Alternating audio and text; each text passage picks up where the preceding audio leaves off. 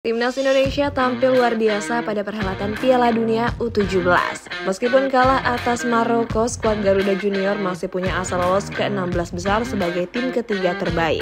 Ini merupakan pencapaian yang luar biasa mengingat mereka sebelumnya nggak diunggulkan untuk lolos. Cetak Gol cuma merangkum perjuangan hebat Timnas Indonesia di Piala Dunia U17 sebagai berikut.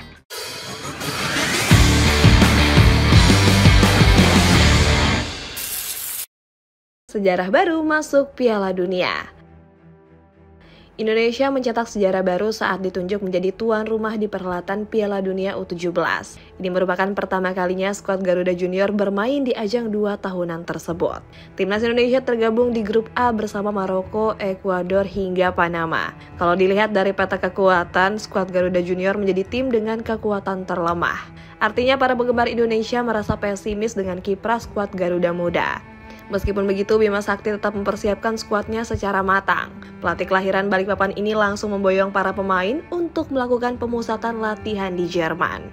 Bima Sakti cukup optimis anak asuhnya bakal menampilkan permainan terbaik. Pembuktian Bima Sakti. Ucapan Bima Sakti bisa dibuktikan pada laga perdana menghadapi Ekuador. Di pertandingan tersebut, skuad Garuda Junior berhasil menahan imbang peringkat 38 dunia dengan skor 1-1. Bima Sakti mengapresiasi kerja keras para pemainnya yang sudah berjuang semaksimal mungkin. Dia menilai anak-anak Garuda menunjukkan mental pantang menyerah di atas lapangan. Padahal sebelum bertanding, anak asuhnya terlihat sedikit gugup. Magis Bima Sakti kemudian berlanjut setelah Timnas Indonesia kembali menahan imbang Panama 1-1.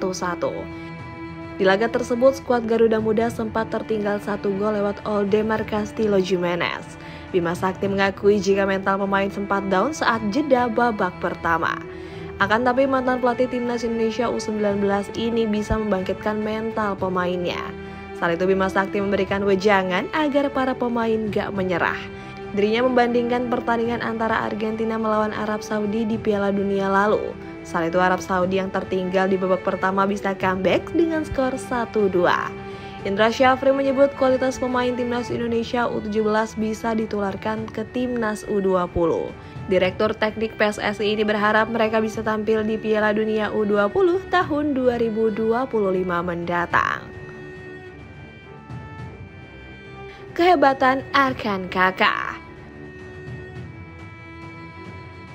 Penampilan heroik Timnas Indonesia U17 memunculkan satu nama yang mencuri perhatian.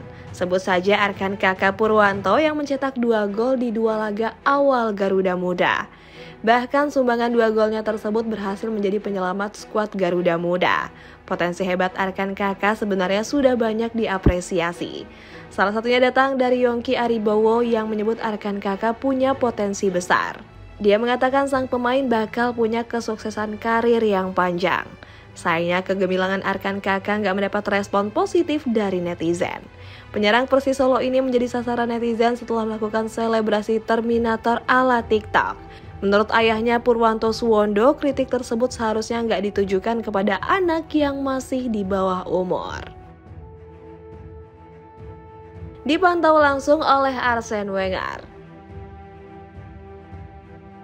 Dengan kehebatan pemain Indonesia di Piala Dunia, mereka berpeluang bermain di Eropa. Pasalnya banyak pencari bakat FIFA yang memantau langsung perhelatan tersebut. Salah satunya ada Arsene Wenger yang punya peran khusus di Piala Dunia U17 kali ini. Mantan pelatih Arsenal ini ditunjuk FIFA sebagai pemimpin tim analis Technical Study Group. TSG sendiri ditugaskan untuk menganalisis keseluruhan pertandingan di Piala Dunia U17, mulai dari penentuan Man of the Match hingga menentukan pemain terbaik di turnamen ini. Itu artinya ini merupakan kesempatan emas para pemain muda tanah air untuk unjuk gigi. Bisa saja sang profesor membawa bakat muda Indonesia untuk bermain di Eropa. Dijanjikan bonus seandainya bisa lolos.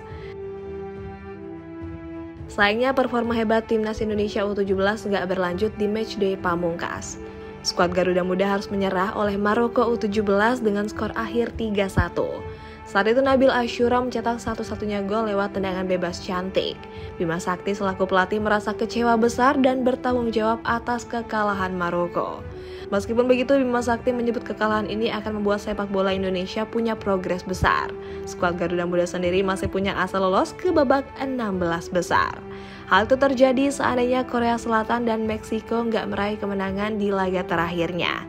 Seandainya lolos, PSSI sudah menyiapkan bonus untuk Indonesia U17.